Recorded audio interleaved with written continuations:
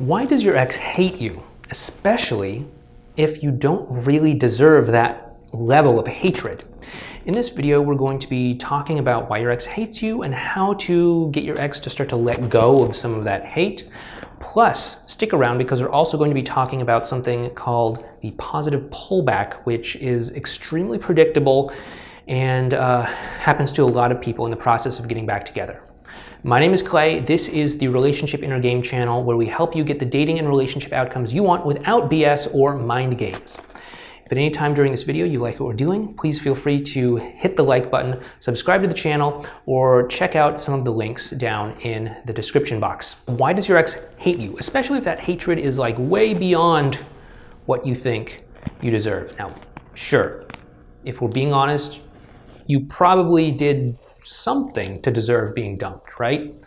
But it may not be to the kind of level that your ex is kind of reacting to you at. So what's going on? Okay, so if your ex broke up with you, you have to take a step back and look at what's going on with them.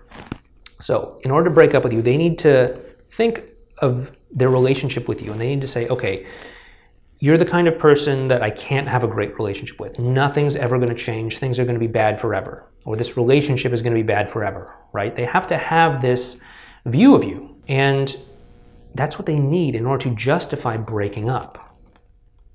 Now, if they were to see you as the person that you are, they might have to come to terms with the fact that, yeah, you're a flawed human being, but you have good intentions. And that's harder to break up with somebody if you see them that way. So they had to create an image of you in their mind, an image of you that's worth breaking up with.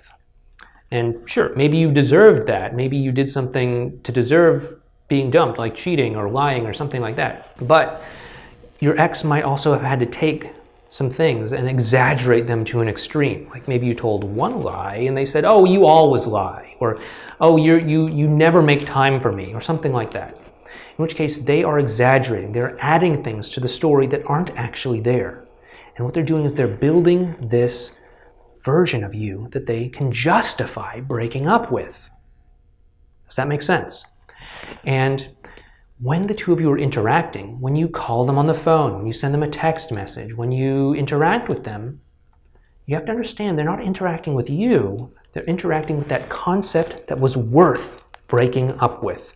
That's why they might respond with anger. That's why they might give you a complete walling out.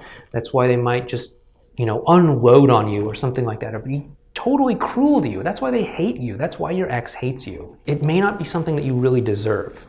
And, I'm sorry, because nobody should be treated in a way that they don't deserve to be treated. But that's where your ex is at. Okay, so what can you do about it?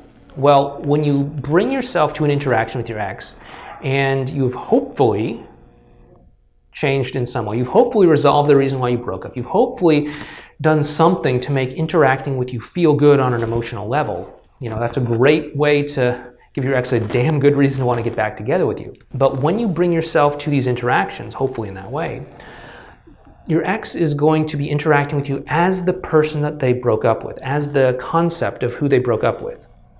And when you show up and you're not that person, you're really considerate, you're taking their feelings into consideration, you're empathetic, you're making time for them, you're telling the truth, you're trustworthy, all of that stuff, there's a split that happens.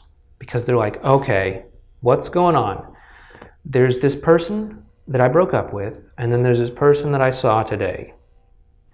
They're totally different. Which one's the real one? Which one's the real one? And so they don't know.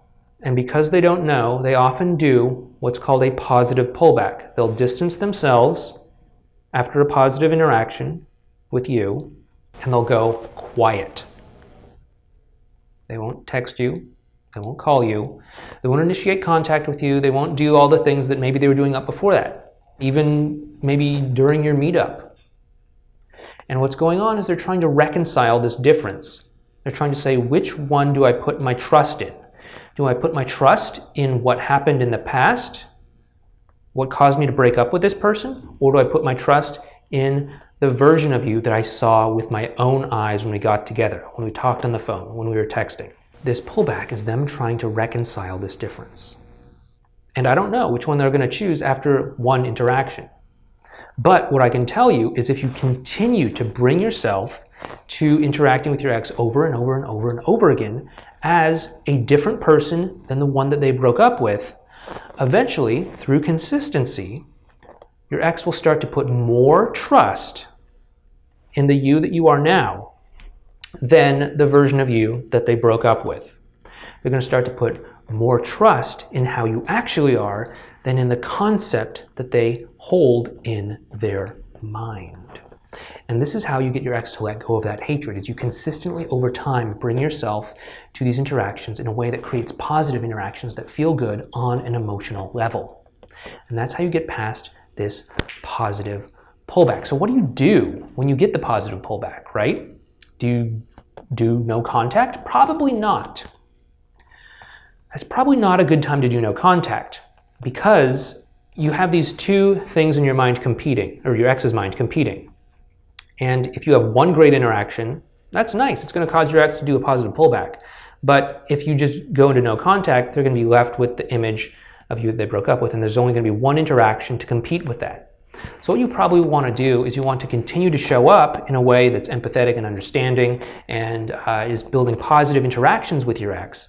And over time, you will eliminate that concept of you that they broke up with, okay? So you probably don't want to do no contact. Again, it might be a good time to feel into the situation and know specifically what's going on, but don't take that as like a blanket rule. Never do no contact if you get a positive pullback. And you want to focus on making interactions that continue to feel good. Understand that your ex is going to be confused, and continue to interact with them in a way that's going to build positive connection between the two of you. Okay, so I hope this helped you out. I hope this has explained to you why your ex hates you. I hope this has given you a little bit of something to do to help you get your ex to let go of that hatred. If you like this video, please give us a thumbs up. Please subscribe to the channel. And please go ahead and leave a comment down below letting me know what's going on with you.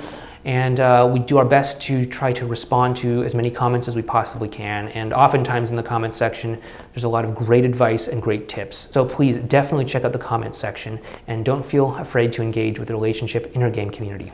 This has been Clay. I'll talk to you next time. Take care.